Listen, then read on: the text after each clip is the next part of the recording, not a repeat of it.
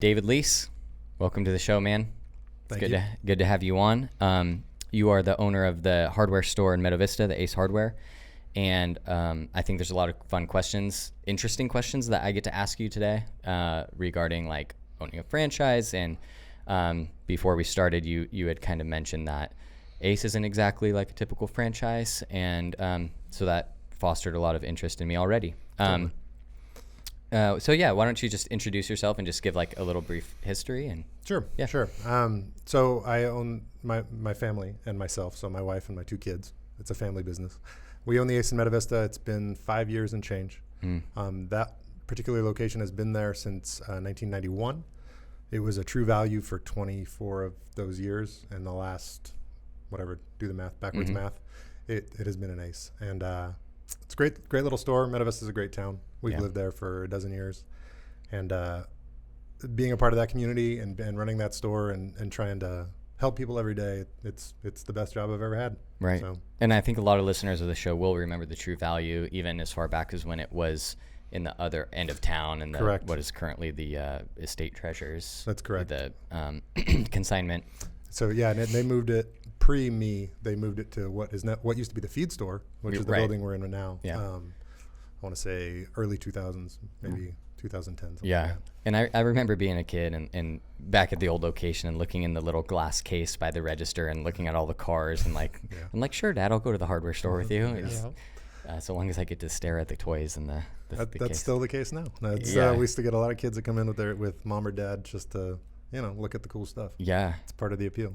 And so what was kind of part of your decision? I understand before you owned or you came into owning the True Value, at the time you were doing like IT consulting. And so what kind of like inspired that transition? I mean, I would love to say I was really smart and it had something to do with that. But the reality is it was a lot of good luck and just relationships. I knew the owner, the previous owner, who's a good friend of mine, and I had sold a portion of my own business, in my software business, once my kids were born, because I realized that was not something that I could do successfully, be a dad and run that company. Yeah. So I was kind of floating in between doing consulting and whatnot, and I had a beer with Mark, who was the previous owner, and he approached me about kind of how I had gone about selling my business. And he basically the conversation went around and he was considering selling the hardware store. And I told him, I said, Mark, man, I don't know a whole lot about brick and mortar. Right. I said, but I know a lot about small business. And I love this town, and I would hate for such a cool central piece of this town to go to somebody, not an outsider necessarily, but somebody from Roseville or the Bay Area or whatever. Right. And that's kind of how it started. So the business was never really for sale. Right. But we went through that year process of going through P&Ls and all the normal stuff. And ultimately it worked out, obviously. And it's awesome. I mean, my kids are in there every day. They go to school across the street. We live a half mile from the store. Right. So it was ultimately a lifestyle decision. Absolutely. Yeah. And it's hard to complain, you know what I mean, about the lifestyle we have. I don't think I'm ever going to be a millionaire owning that store, but that's also not the goal, you know. Yeah. I mean, like you said, the school's right there, the house is right there. Correct. It's a beautiful location. Yeah. And personally, as a customer, I love going in there. Yeah. And I will go out of is it going out of my way? I will choose to not go to Home Depot when I can support the local hardware store. Because the reason being for me, even though you're a great guy, is really to keep it there. Absolutely. And you hit the nail on the head in terms of the people in our town get it. You know what I mean? Right. They understand that if they don't support something like that, it's going to go away. And so I'm not going to promise I'm the lowest price on things or even have certain things. Right. But we try to do everything we can to keep people in town. And most people have a great attitude about it. They come in, if we don't have it, they say, I always try you guys first. And, that's something that you can't buy that. Yeah. You know what I mean? That's something so unique to Meadow Vista in general. So that part's awesome. I've been like taken advantage of order online, pick up in store. And I'm like, dude, that's great. Are you kidding me? It's like you have the advantages of the, let's call, like you were saying with the Ace franchising system, they give you a lot of freedom and you have more control to supply more of the products that you deem relevant to our little town specifically. Yep. Meaning we don't need snow blowers, so we don't need corporate telling us we do. Well, as a customer, like, we appreciate that because we go in and it's like, oh, it seems like the store has been curated to. And that's what we try to do. Yeah. I mean, it's not always successful, but we try. Yeah. So we get that benefit, which is like this, let's call boutique service, if you will. Yep. But we also have like the Ace app on our phone and the ability to order online and pick up, just like bigger companies would be able to offer. And it's like, that's a neat blend. Totally. You know, like, you could see all my junk on the floor right here. Like, I can tell you, I've already been looking at those like shelving units. They're, you know, like the black ones. Yeah. I know exactly what you mean. And then like maybe a taller one over here in the corner. But like that mess has got to go. You know. No, I get you. And that part's an interesting balance too, because we're all individually owned. All Aces are individually owned. It's a challenge to try to have an online system that acts like a bigger chain. Yeah. Which will remain nameless, that can dictate what they have in inventory and can tell you exactly what's in each store. Right. You know, so Ace does their best, but that's a struggle. You know what I mean? Because sometimes people come in and they're like, "Oh, we saw you have this on, you know, online. It says you have this," and I'm like, I said, online sometimes the greater Ace has this. Exactly. Yeah. I can get it. Yeah. But you're right, and especially with COVID times and whatnot, a lot of people took advantage of that. Ordering stuff online, having it delivered to the store. We do a lot of local deliveries and things like that too. Oh, interesting. And that certainly picked up with Is the COVID that stuff. more common with heavier loads? Definitely. I mean, usually things like grills, barbecue grills, or like bulk of, you know, whatever, sand, things like that. We do a fair amount of delivery within Meadow Vista, some parts of Colfax, some parts of Auburn. Yeah. I mean, from a business standpoint, a small business standpoint, strategy standpoint, I love the fact that you guys try to curate your inventory because, for example, like another, like a specific one is like the Traeger products. Like, I mean, maybe Ace would, you know, have that in there anyway, but it's kind of like people up here love to grill, man. Totally. Yeah. Like people like smoking stuff on their Traegers. Yes, like, they do.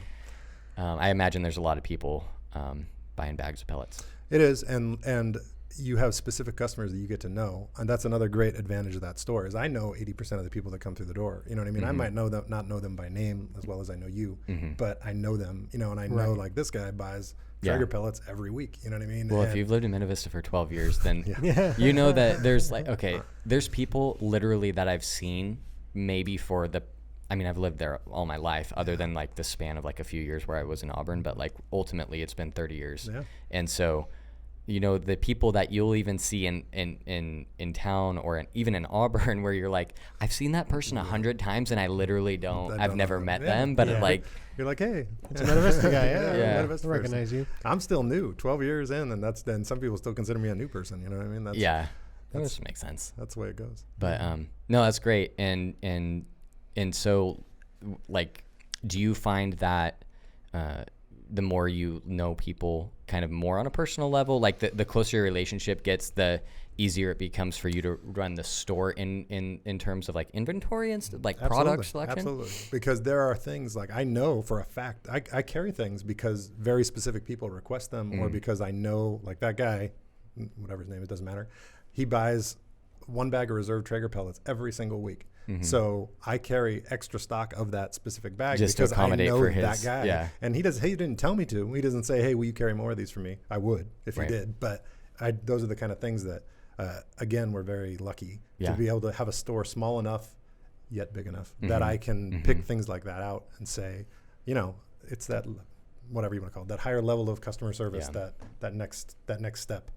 What do you think? What do you think is like the like the toughest lesson you've learned, being that there was this transition from like IT consulting, which is a lot more, it's just totally different. Let's just say it that way. It's totally different. So like moving into brick and mortar, what was one thing that almost like took a steep learning curve? Inventory management for sure. Yeah. And that's where you are tied so much of your money. I mean, you don't think of it this way, but I own everything in that store. Right. Like I have bought everything in that store. And as I sell it to people, that's great, you know, and that's the business. Right. That's how we make money. But you don't think about that if you don't own a store like that. And so the overhead which doesn't exist in IT, which is awesome. But the overhead and trying to keep that at a manageable level, yet not being out of things, you know what I mean, that people want. It's basically you have to manage cash flow. You have to manage the inventory in the same way. It's incoming and outgoing. How much do I buy? How much do I sell? Right?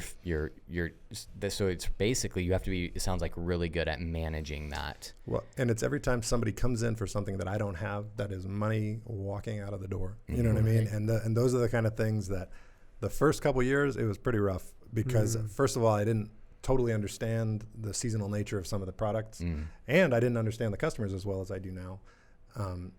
So you certainly, there's certainly misses, you know what I mean? There's certainly times where, like I said, somebody comes in for whatever it is. It might be a very large item or a very small item, but we don't have it, and they need it, right? And so I don't blame them. They're going down the road, and they say that same thing you started with. They say, we always try you first, but it still hurts inside because that's stuff we could have sold them. But you're not good enough.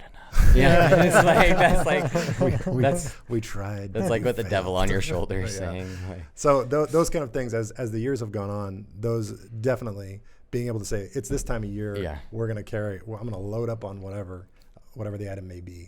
Right. And that's been like all your probably like insect poisons and weed killers and stuff. Correct. Like it's been a pretty steep learning curve, and I'm not going to say it would have driven us out of business or anything. Right. But you had to figure it out. Exactly. Right. There was some big misses there where it's like, man. Was there anything that was like surprisingly easy, or like wasn't as challenging as you kind of expected it to be? No.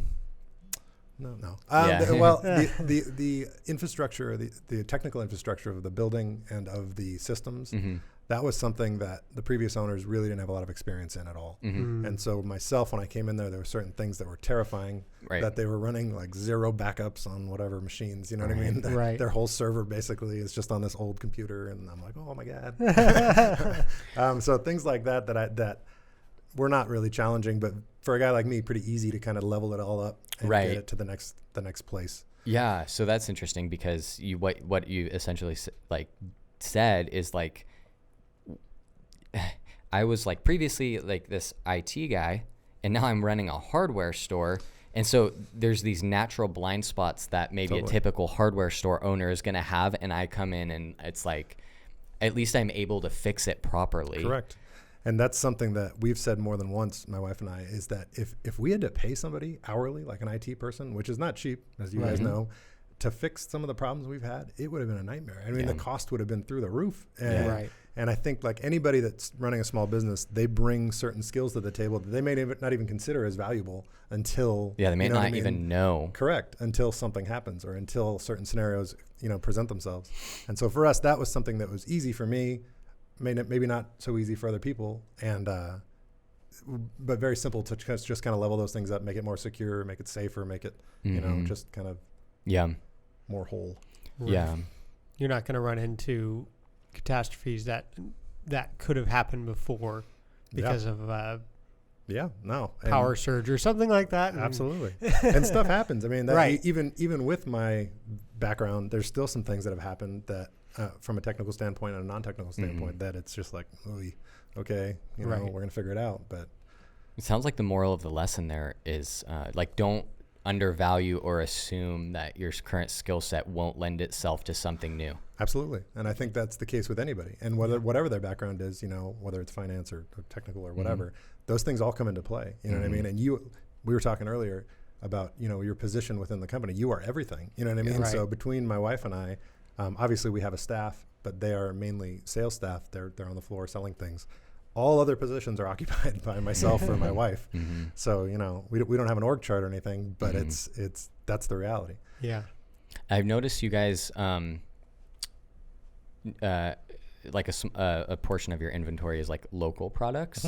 Tell me about that. Do you have people who like approach you, and how do you gauge whether to have that collaboration?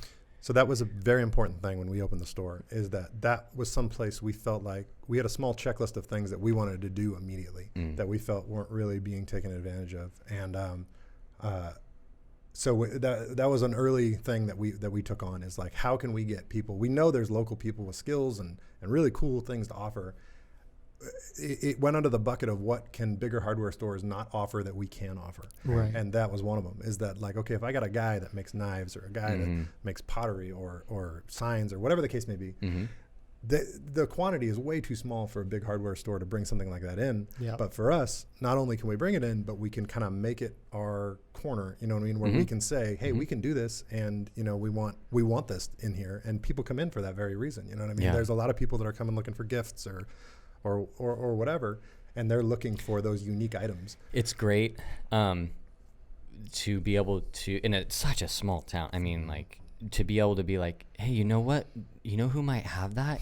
Is the hardware store. No, actually. We get some people that I'll leave names out of it, but they come in and they're like, hey, we're on our way to a kid's birthday party. We know you're gonna have something. You know what I mean? Right. You're like, we got wiffle balls. Like, we got wiffle balls. Yeah, something. We'll figure out something. Yeah. But to get back to your original point, the bringing the people in, the local people, you know, was a big part of it. But at the beginning, it was a struggle because we're seeking people out and saying like, hey, you make this or you make that, or can you bring these in?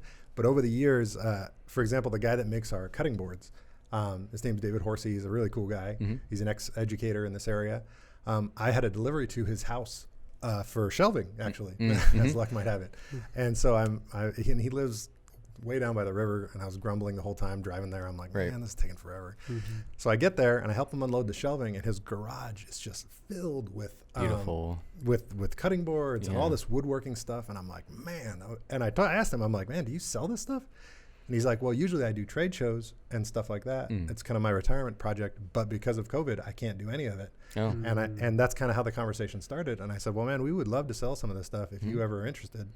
And so he brought down a bin of kind of some samples, and you know, and it's all kind of commission, whatever you want to call it, where basically they need to get X out of it, and we sell it for Y. So it's like you still actively seek out or express your openness all the time, like approach people. That's great. And some people have come to us and said, hey, I heard you sell this and that, you know, here's some stuff I do. And sometimes it works, sometimes it doesn't. The biggest challenge is it's got to be something pretty small because of our footprint. You can't have like a giant. You certainly, that's obviously the main issue, right? With almost any brick and mortar is shelf space. Right. Absolutely. Shelf space, and in our case, storage too, because we have almost none. And that has been a big challenge, just trying to figure out where to put things that may not necessarily be selling right now. Right. And that applies also for the locally made stuff. But now, I mean, we've got probably half a dozen to a dozen various people that make various things, not all the same. And it's worked out great. It's been awesome. It seems like with your store, managing the seasonality of your inventory is probably the number one thing you can do to keep product flow moving.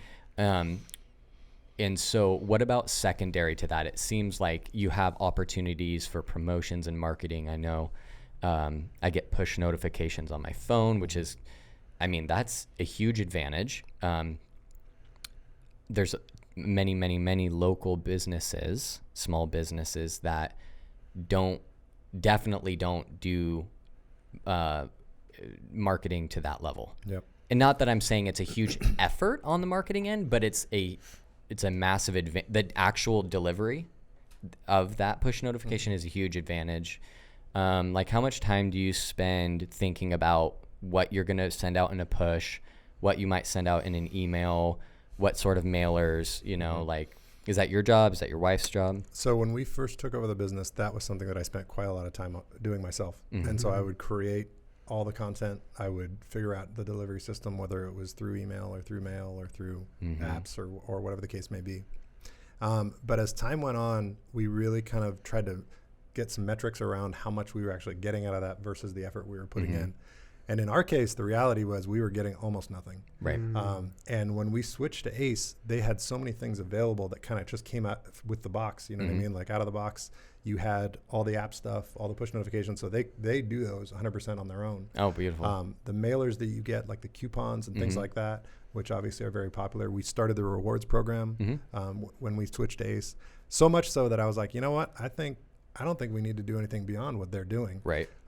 But it was already so much more than what was happening with True Value. Absolutely. Yeah. And that was one of the big changes, adjustments, whatever. Now there's been some negative in the sense that we get some national promotion for whatever item. Like you see a commercial on TV and you're like, crap, we don't carry that. Yeah. You know what I mean? And you're like, people are going to come in asking for that because it's on TV. Right. And I'm like, well. Do you think that's more of a fear, or is that like a reality sometimes? It doesn't happen too often, Yeah. but it happens. Yeah. Or they'll send out coupons for things that we don't carry. Like, you don't have the robotic shark? Yeah. We try to get ahead of that. So we try to carry the things that you're actually going to have a physical coupon for it. Right. And we try to get ahead of it, but it doesn't always work. And so sometimes I have to, say, hey, sorry. It's not something I have. Does Ace kind of give you can you go in and see, okay, what's coming up in the next month? Okay. They give you a great roadmap for the whole year, basically. That's cool. So they do a really good job of that. Now, my own fault, we don't stay on top of that all the time. I mean, it's so many other things to do, Correct. The other trick is that because Auburn Ace is so close, they send out actual mailers with actual coupons in the newspaper and stuff like that in the Auburn Journal. Mm-hmm. And we don't do any of that. Mm-hmm. So if somebody walks in with an Auburn Journal thing, I'm like, oh, it's not our ad. You know? Right. And I tell people, I said, I'll honor that price if I can do it, if I have it and it's above my cost. Yeah. Kind of thing, because I'd rather you shop here. Right. But you... And you that's understand it's not our store. But and that's a hard thing to explain to somebody. Yeah. You know what I mean? Because to the consumer, they may or may not understand or know. Correct. And that's not their job to know. But so I try to say, I do the whole, we're all individually owned. It's tough. I said, I'll do it, if I can. Right. Yeah. But the same goes for when things like people try to return things that they bought at different stores or they bought online or whatever the case may be. Obviously, I want to be accommodating to people. I want them to continue to shop with us. But by the same token, that I have nothing to do with that purchase or how they got it or anything like that and how they paid for it. And so more than once, I've taken something back that's not ours. You know what I mean? Yeah. But that we basically just took money out of the register and gave it to them. But, what's the trade-off? Yeah. Right. That customer satisfaction is kind of worth that. Absolutely. As opposed to somebody being angry and talking to their neighbors or, talking about how we don't care or those kind of things. And that's always a struggle. Yeah. I mean, I would certainly compliment you guys on the experience that you deliver. And in terms of, okay, you walk in the store, first thing, you're basically in the, I will call it trinkets, decor, local products section. That's fair. And well, I don't know what you guys call it. That's good. I don't know if it has a name. I'm calling it that from now on. Yeah. It's what it is all the fun stuff. Yeah. All the fun, lighthearted stuff. It makes you feel at home, that it gives you that feeling of this hardware store offers something more. Mm-hmm. And I think every business needs that in there somewhere. Yep. Not trinkets, but no, I know what you mean.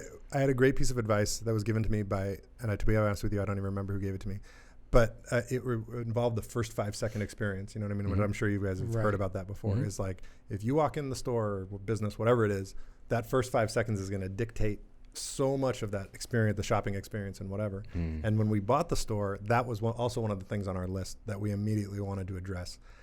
And I don't know if you remember from prior to me, but paint used to be right at the front.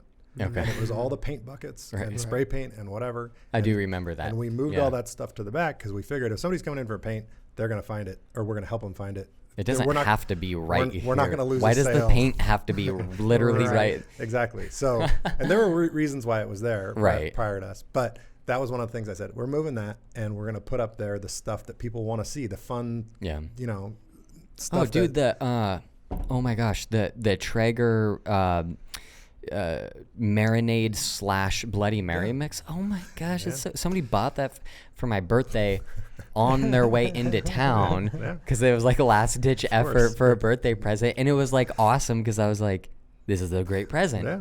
Yep. And we carry those kind of things, and then on the heels of that, we had somebody that was similar experience to you, and they said, oh, you should really carry I'm gonna forget what it's called. Holy Cow is the name of the rub, and it's made by a company called Meat Church out of Texas. And apparently, I didn't know this, but all the guys and girls that know their barbecue stuff, those are the rubs, those are the ones. So we started carrying it because of this guy said, hey, you really should carry this. And dude, that's another one that people are like, oh, that's so great. You know what I mean? And I'm happy to facilitate that. And I try to not take all the credit, but but those kind of things, that's why it's there. That's why I we're came doing in it. for a 3/4 inch nut, but No, I gotta rub some meat. The best is when the dad comes in to buy a PVC piece, and he's either with the kids or his wife, and they all peel off left and go look at toys and whatever else, and same thing. That is probably a great feeling. It is. I don't want people to feel like I'm trying to trick them into buying stuff. You know what I mean? No, but I mean, they'll come in and say, "Oh, I came in for $1 PVC piece, and I'm leaving with a giraffe floaty." Right. And That's great. I don't know, man. Like, I mean, let's be honest. Like, walking into any sort of like home improvement store is like, you have to, like, you're clawing to not spend all your money because you're just like, oh, you could do this. A maul. Yeah. I need an axe. I definitely need Look at the handle on this thing. Oh my gosh, I could grip that thing. That would be great. Yeah. It's like Dad's candy store. Yeah. Yep. But and more so than dads now. I mean, we see Saul walks that sure. come in, for that kind of stuff, and I think it's really great. I think that's one of the great things about Meadow Vista. We got a lot of people wanting to do it themselves, whatever it is. Mm-hmm. Yep. And that's really cool to see. So do you have your kids working there? So my kids are 6. Okay, so no. So yes, but it's a limited capacity. There was like a younger employee who had like helped me load like hundreds of pounds of concrete, and I was like, you don't have to help me load. Like, she was like small and but like just hucking it, and I was like, okay. Yeah. I mean, I really don't want you to hurt yourself, but okay. No, that bag of concrete is almost weighs as much as you. Yeah. Our staff is great. And that part, the younger contingency, we've always had, high school age kids that have worked for us. But that was one big change when COVID happened. Mm-hmm. So fortunately, we didn't have to close or anything like that. Mm-hmm. Obviously, there was a lot of new restrictions and whatnot. Mm-hmm. But our big challenge was I think I lost audio in my ears. Oh, no, you're good. Sorry. You're good. It's just if you lose it in your ear, we can still hear you. Okay. It's just because your heel might have like hit the thing. My fault. No, you're good. But our big challenge was the majority of our staff quit because they were afraid, and rightfully so. I don't begrudge them for that, but that was our big deal. So at the beginning there, Brittany and I didn't know how long we were going to be able to stay open or what that was going to look like. Yeah. So we worked, ourselves every day, all day, just trying to stay open. But the people that ended up coming in to fill those spots were high school age kids, a lot of them, because they didn't have school, you know what I mean? And they were bored. They're stuck in the house. They're like, I gotta get out. They're going crazy. And so we had a lot more of the people from that demographic come in to work for us than we did prior. So that was interesting. How did like training a younger employee go for you? Was there more of a malleability, or was maybe not? Like, I'm interested because the stereotype would be young people don't have work ethic. Yeah. Right. It depends on the personality. And I think that I have had struggles with some younger people, but to be honest with you, equal struggles with older people. Mm-hmm. Right. And they come in different buckets in terms of where the struggles are. Obviously, our big issue is that there is a huge training curve in our business because we have so many items. You know what I mean? I think the last count was like 30,000 or something crazy. There's no way, you're going to know all those in any short period of time. Mm-hmm. Right. The goal is to try to get people to be able to show people the right area to look in, you know what I mean? And you learn from there. The younger people never struggle with the register or the computers and whatnot. That makes sense. Mm-hmm. The older people is the reverse. The older guys or girls that we hire. Yeah, they know the product. They know the products better, and they know because they were a carpenter or whatever the case may be, but they struggle with running the register and things like that. So have you tried to like find this? So like, what's it? Okay, you have more busy hours than not. I'm assuming like you probably have like some sort of bell curve during the day. And I would also probably think that because of that, you don't always need 2 or 3 employees at all times. You maybe do the shifts appropriately. Mm-hmm. And it seems like it would be a good idea to have maybe one of each of those people. And that's what we try to do. Yeah. We try to have kind of a more senior person and then a newer person, and so they can balance each other out. Mm-hmm. Right. We're a flat structure, so there is no management besides myself. And honestly, I'm there or Brittany's there most of the time. Yeah.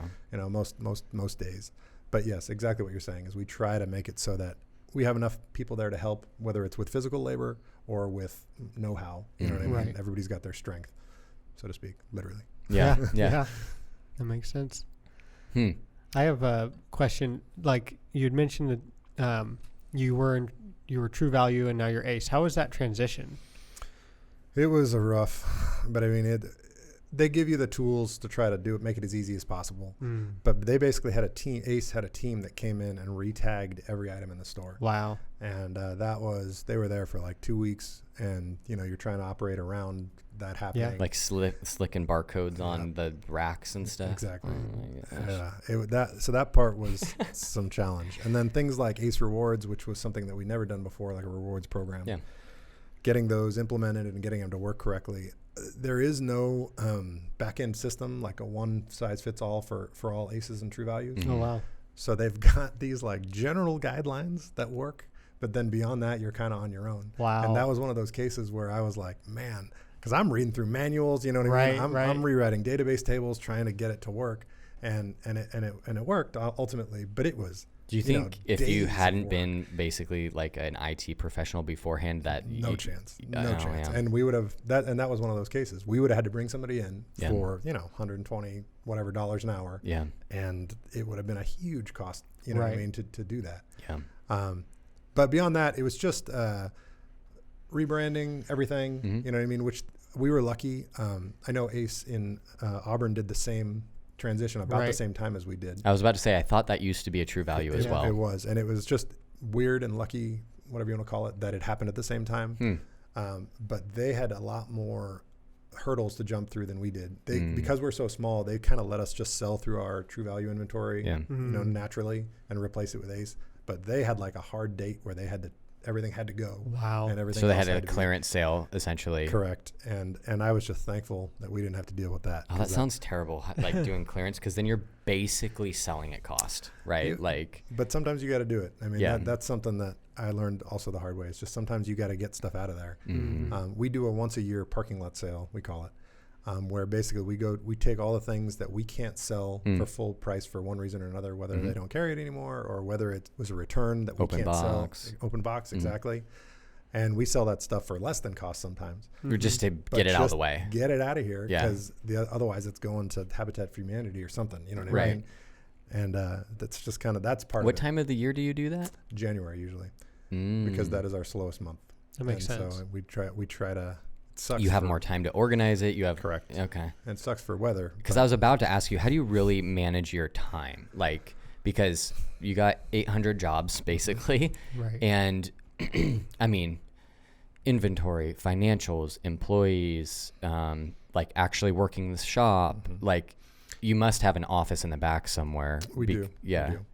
We do. It's an ongoing battle. You know what I mean? Yeah. We really try because of our kids, their age, where they're at. We know it's never going to get any better than it is right now, like for family time and things like that. So if you don't put a priority on that, it's just never going to happen. There's always work to do. It's never I feel you. Not work to do. You know exactly what I'm talking talking about. On that, man. And sometimes you got to just pick and say, okay, here are the things that are going to affect today in a huge way. Here are the things that I can shelf for a little bit. You know what I mean? I'm there every single day of the week. Yeah. Now, I might not be on the floor all day. Yeah. And I might not be there all day, but I'm there every single day. And one of the big niceties of the floor work, though, is that because Brittany and I are both involved in this business, it's not always me 100% of the time. Right. So whereas my previous career, I was just gone, and I would work 90 hours a week. I'd sleep in my couch in my office sometimes. Right. And, there was whole days I missed of my kids' life because they were asleep when I got up and they were asleep when I got home. You know what I mean? And that's kind of what drove me to say, okay, I got to do something different. Yeah. Now, we might be there every day, but usually it's split time. One of us is with the kids and one of us is at the store. And so I work half a day at the store and then I do half a day watching the kids. And for me, that's awesome. You know, that's such a game changer. Such a win.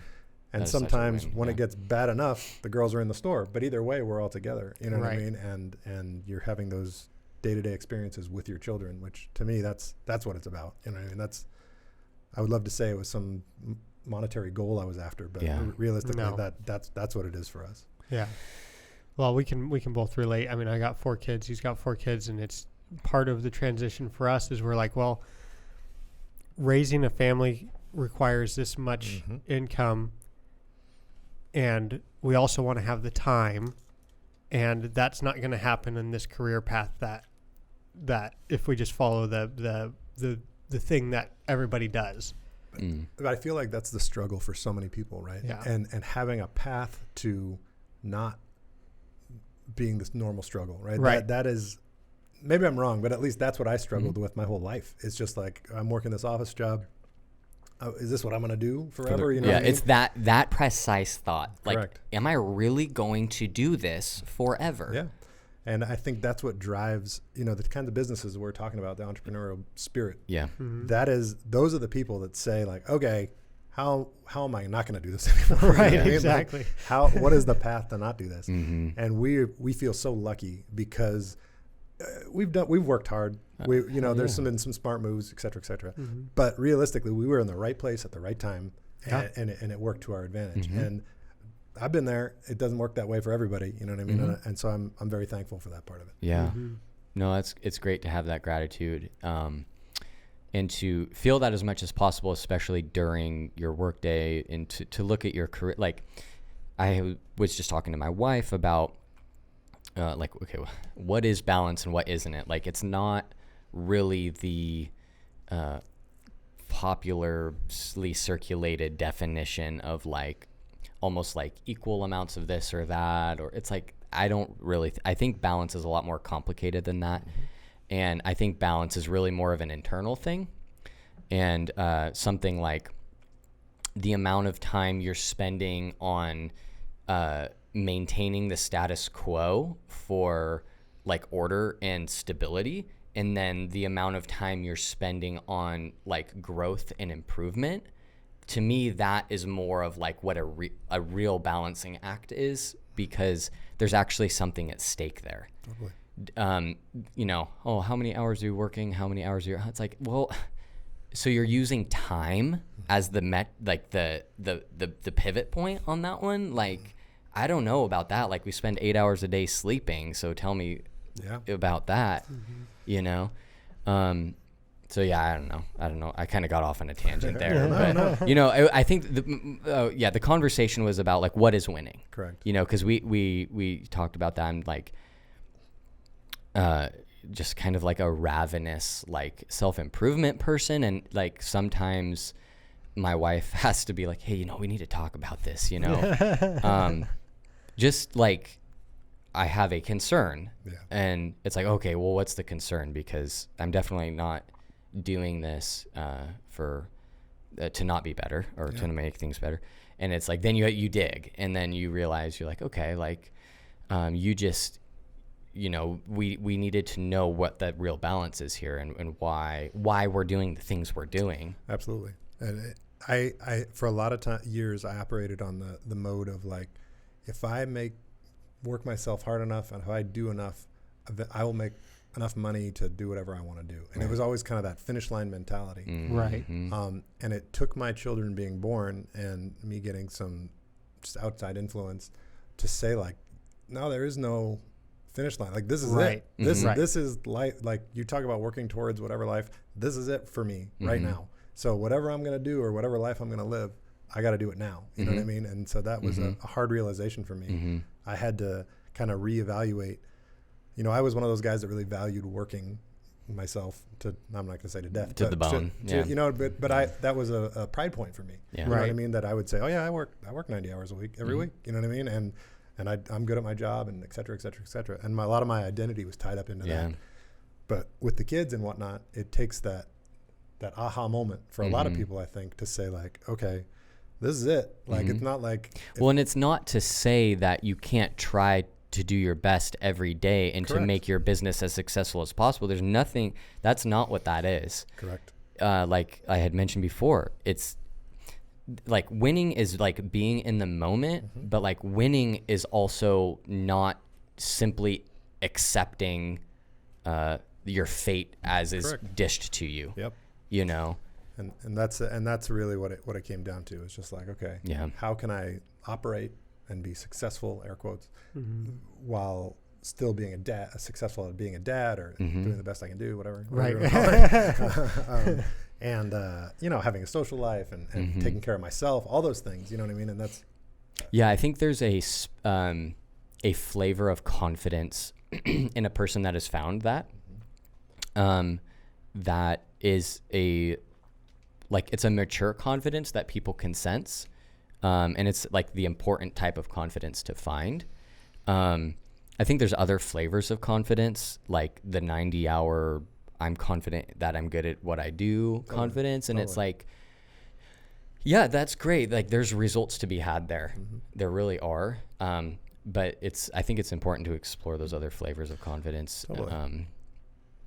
Some of them might be healthier than others. I think in adapting that. Yeah, absolutely. Absolutely. To the times in your life where you were at, Yeah, no, and I've been down that path, and it wasn't bad. Yeah. You know what I mean? It wasn't like unhealthy, but it's one of those things that I'm like, okay, my values changed now. You know what I mean? So how am I going to adjust my life based on that? Yeah. Do you feel like, in terms of like the employees that tend to like apply like to work for you, do you think for them it's just pretty simple, like I just need a job, go try the hardware store, like, or do you think like there definitely are maybe types of people that might like be more attracted to that, and do you think you have any sort of like control over that?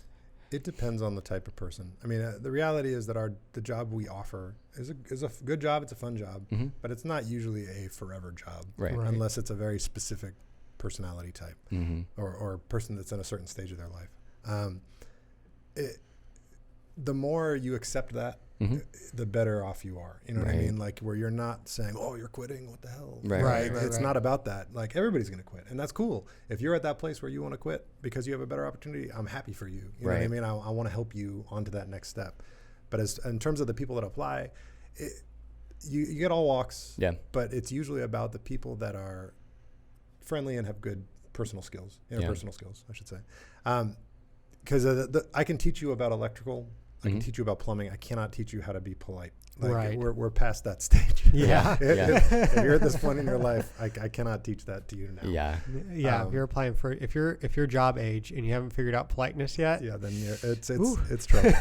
But it also has to do with personality types too, right? Like the person that is okay saying hello to a stranger that they've never met before, and being welcoming on some level. Yeah. That's not everybody. That's not for everybody. Well, I'm almost sensing this freedom that you get enabled with when you realize and accept that, pretty much like these people are going to move on eventually. Okay, well, where do I go from here now? Because I know that I have a limited time or whatever. And to me, it seems like that kind of enables like a freedom to actually teach them more. Like, well, you're either going to like leave here with being better, or you're gonna just leave here believing here. And whereas like if you actually have this like weird like false hope that they'll be there forever, it's that to me seems more unhealthy, because then you're like, it's not so important or urgent that you step up and lead them. Correct. And it's easy to fall down that trap though, you know what I mean, to say like, oh, I'm planning a vacation next year. Right. It'll be fine because so-and-so is working here. There's no guarantee, you know what I mean, that any of those people are working there anymore. And for various reasons, like who would have saw COVID coming, obviously. Right. But even before that, and that is, I'll call it a freedom. I'll call it I think it's a good management tactic in general. Yeah. Is that you got to realize that whatever the job, I mean, our job in specific is relatively short term, but almost any job, you know what I mean? You're not going to have somebody that's in that job forever. Yeah. Right. So addressing somebody's needs and wants out of a job and saying, you're my employee, what is the goal? Like, why are you working here? And how can I help you achieve whatever goal it is that you have? Now, some people, it's very easy. It's a college kid. He's going to college next year. He wants to make money so that he can buy beer and whatever college kids. But it's identifying some of those goals. Sometimes they're not so easy or not so obvious, and so that we can say together we're working at these things. And sometimes somebody's goal is like, oh, I want to get a job being an auto mechanic or whatever the case, and that's great. I'm happy for you, and I'm happy to know that so that I can help you get there. and that it's not you show up one day and give your 2 weeks notice or less. Yeah. And I'm like, oh, what the hell? You know what I mean? Because now I'm screwed. Yeah. It's more about just keeping those lines of communication open and trying to achieve it together. Right. Yeah, no, I was about to say that. It seems like the whole communication structure is just like maybe something that maybe you had the chops for, but you didn't have to like deploy in your like previous career, you know. It depends. I mean, some of it, yeah. In terms of like having, did you have employees before? Oh, yeah. Yeah. Oh, yeah. And so, but having that in a career job, it's a little easier because it's easy to say like, oh, we're going to have annual reviews or biannual whatever the case, and you kind of package it into that, which no one likes, but that it's kind of part of the deal. Yeah, like let's acknowledge and track what we're doing so that we can move forward in a positive direction. Yeah. But we try to do that on a much lesser level, even with our jobs, just so that we can keep that conversation open and that it's not, like I said, a surprise one way or another. Yeah, sorry, this is like out of left field. Yeah. Sorry. Let's hear it. I was just thinking like, you have like the annual like clearance sale or whatever. But it's like you kind of have this like great little parking lot.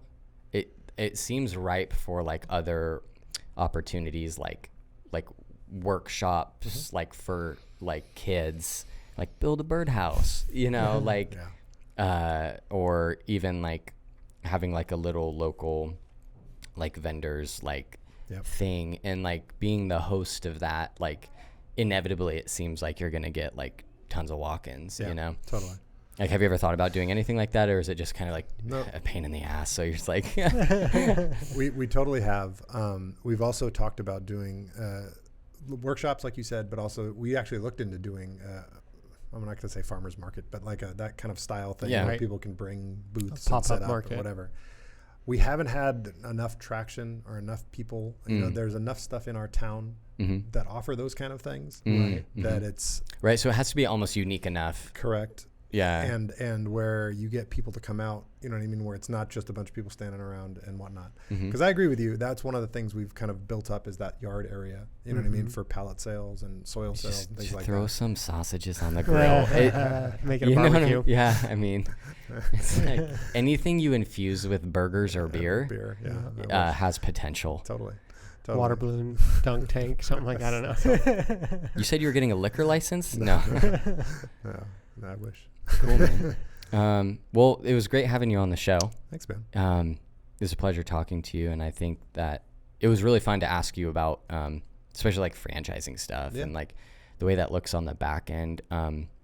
Even though like Charlie's more of like a nuts and bolts guy, no pun intended. No, that I really didn't. I did not mean that. I really meant like he's more of the like technical plugging stuff in guy. Like I'm like the inquisitive guy who's like, oh, tell me about like how your franchise business model works. Like, totally. So, I appreciate that. They're all different. And, I'm happy to, when I heard about you guys and kind of what you were doing, it was very interesting. And I think that honestly, entrepreneurs together is always better. You know what I mean? There's so much you can learn from people. There's so much I've learned from people, you know what I mean? Whether it's hardware store owners or whatever. That I think that anybody that doesn't take advantage of that, they're missing out. You know what I mean? So I think the more people that kind of can get that message and can get help from one another, so to speak, the better off we're going to be. Yeah, which like when you walked in, you're like, hey, the meetup sounds fun. I'd like to show up and contribute more so than anything. Yeah, that was super cool. I'm like, oh, this guy knows what he's talking about. Like, this is going to be a good conversation. Like some people it's like, oh yeah, we have a meetup, and they're like, well, will you like, so it's like a mixer, and it's like, well, not really. So I heard this concept this week. We're all familiar with the word compassion, but we don't know the positive like aspect of that, which is compersion, which is I'm really stoked when you succeed. Yeah. And I feel like the entrepreneurship community in this area like has that going for it. So it's like, hey, what are you struggling with? Oh, this? Guess what? I did this same thing, and you should implement this. And then, hey, what do you know? It worked. This is awesome. Instead of like this, oh, I hope that Auburn Ace has a terrible Yeah. year or something. You know? Do you remember that Nickelodeon movie called Good Burger? Yes, I do. I guess in your case, it would be like Home Depot was like with the mega burger. What is it? Was it? I don't remember that. It was like mega burger. And like they're like cranking out burgers that are like 5 pounds or something. Oh, man. No, but I agree with that Yeah. 100%. And I think we all have something to learn from each other. And Yes. I mean, humility, I think, Mondo. is such a... Sorry. It was Mondo Burger. There you Yeah. go. Humility is such a big piece Yes. of what I do every day, because you no way you're going to know everything. But I think of kind of how we all should kind of approach those kind of things is like, let me hear what you have to say, and let me but what can I take from that? You know, what I mean? What can I gain from that? And as a byproduct, what can I help you with that you could also gain from? It's really impressive to me the power of discussion that I've found. It sounds so cliche, like, oh, there's power, just talk it out, man. Yeah. No, but it's true, especially when you like give it enough time, like one particular discussion. Yeah. You give it enough time to mature into having like levels that you kind of can drill down into, and then eventually you just I've found just being able to like pull out these like golden nuggets. Totally. And it's hard to arrive at those nuggets yourself. Yeah. Because, you know, in our minds we have our own let's just call it like memories that we refer to and program, and it's like your brain can only work with what has been put in it. Totally. And so that's a very limited knowledge base.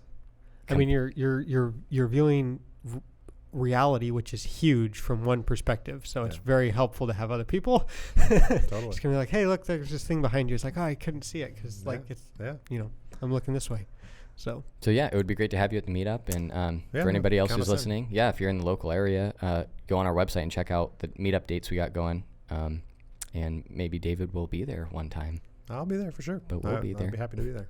Awesome, man. Thank you so much for coming on. Absolutely. have a good one. You too.